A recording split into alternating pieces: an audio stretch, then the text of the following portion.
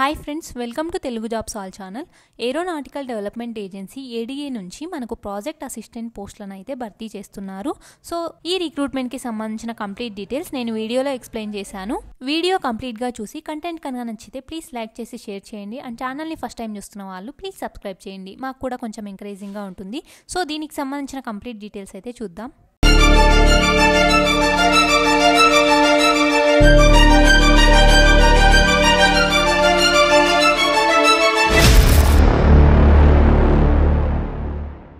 Aeronautical development agency నుంచి project assistant అనేటువంటి పోస్టులకైతే మనకు ఈ వాక్ ఇన్ డ్రైవ్ అనేది కండక్ట్ చేస్తున్నారు. లొకేషన్ కనుక చూసుకుంటే బెంగళూరు లొకేషన్లో ఈ హైరింగ్ అనేది జరుగుతుంది. అండ్ ఎక్స్పీరియన్స్ చూసుకుంటే ఫ్రెషర్స్ కానీ ఎక్స్పీరియన్స్డ్ క్యాండిడేట్స్ కానీ ఎవరైనా కానీ అటెండ్ అవ్వచ్చు. క్వాలిఫికేషన్ కనుక చూసుకుంటే BE, BTech, BSc, MSc, ME, MTech ఇలా చేసిన వాళ్ళు వీళ్ళైతే ఎలిజిబుల్ అనమాట. అండ్ శాలరీ వరకు చూసుకుంటే మనకు పర్ మంత్ 40,000 నుంచి 47,000 వరకు మనకు శాలరీస్ అయితే ఉంటాయి. సో ఈ జాబ్కి సంబంధించిన ఎలిజిబిలిటీ క్రైటీరియా చూసుకుంటే ఎవరు ఎలిజిబుల్ ఈ వాక్ ఇన్ డ్రైవ్ కి అని చూసుకుంటే బీటెక్ చేసిన వాళ్ళు ఫస్ట్ క్లాస్ అయితే స్కోర్ ఉండాలి. అలానే గేట్ ఎగ్జామ్ అటెండ్ చేసిన వాళ్ళు, నెక్స్ట్ బీఈ బీటెక్ చేసి అలానే ఎంఈ ఎంటెక్ రెండు కూడా ఫస్ట్ క్లాస్ లో పాస్ అయిన వాళ్ళు, BE BTech in first class and మీకు ఏదైనా రిలవెంట్ ఎక్స్పీరియన్స్ ఉంటే అండర్ గ్రాడ్యుయేషన్ తర్వాత వీళ్ళు కూడా ఎలిజిబుల్ అనమాట. సో వీళ్ళకైతే ఏ ఎగ్జామ్ అయితే ఉండదు, వీళ్ళకు డైరెక్ట్ గా వాక్ ఇన్ ఇంటర్వ్యూ ఉంటుంది. సో దీనికి సంబంధించిన వాక్ ఇన్ ఇంటర్వ్యూ లొకేషన్ కనుక చూసుకుంటే ADA campus to new Thippasandra post Bengaluru అని చెప్పేసి మనకు వాక్ ఇన్ డ్రైవ్ ఈ వెన్యూ అయితే ఇచ్చారు. And next only under graduation చేసిన వాళ్ళు, ఓన్లీ బీఈ బీటెక్ మాత్రమే చేసిన వాళ్ళు, ఫస్ట్ క్లాస్లో అయితే పాస్ అయిన వాళ్ళు రిటన్ టెస్ట్ అయితే రాయాల్సి ఉంటుంది. ఈ రిటన్ టెస్ట్లో క్వాలిఫై అయిన వాళ్ళకు నెక్స్ట్ ఇంటర్వ్యూ అయితే ఉంటుంది. ఆ ఇంటర్వ్యూ డేట్ తర్వాత మీకు చెప్తారు. సో దీనికి వెన్యూ చూసుకుంటే రిటన్ టెస్ట్కి Ramnarayan Chellaram college and Basaveshwara circle race course road అని చెప్పేసి మనకు వెన్యూ అయితే ఇచ్చారు రిటన్ టెస్ట్కి. సో పైన మెన్షన్ చేసిన వాళ్ళకు ఏ రిటన్ ఎగ్జామ్ ఉండదు కాబట్టి వాళ్ళ వాక్ ఇన్ ఇంటర్వ్యూ షెడ్యూల్ చూసుకుంటే computer science and IT information science చేసిన వాళ్ళకు జూలై 23 నుంచి 24 వరకు ఇంటర్వ్యూ అయితే ఉంటుంది.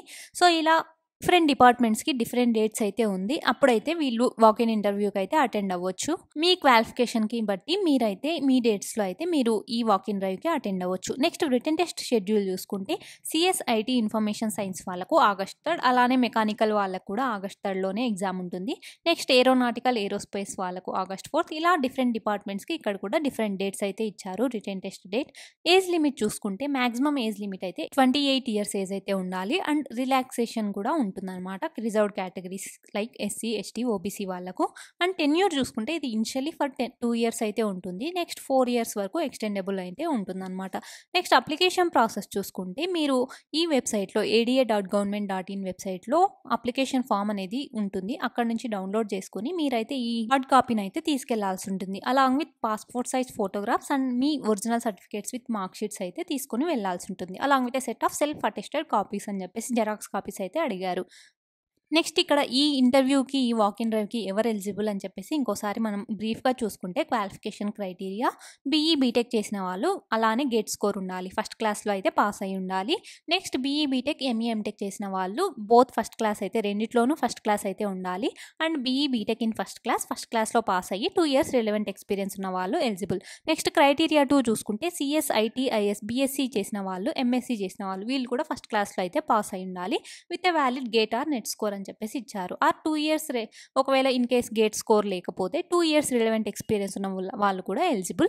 Next electronics and communication, tele are instrumentation ఇక్కడ కూడా బీఎస్సీ ప్లస్ ఎంఎస్సీ చేసి ఉండాలి. రెండిట్లోనూ ఫస్ట్ క్లాస్తో అయితే పాస్ అయి ఉండాలి with a valid GATE or NET score.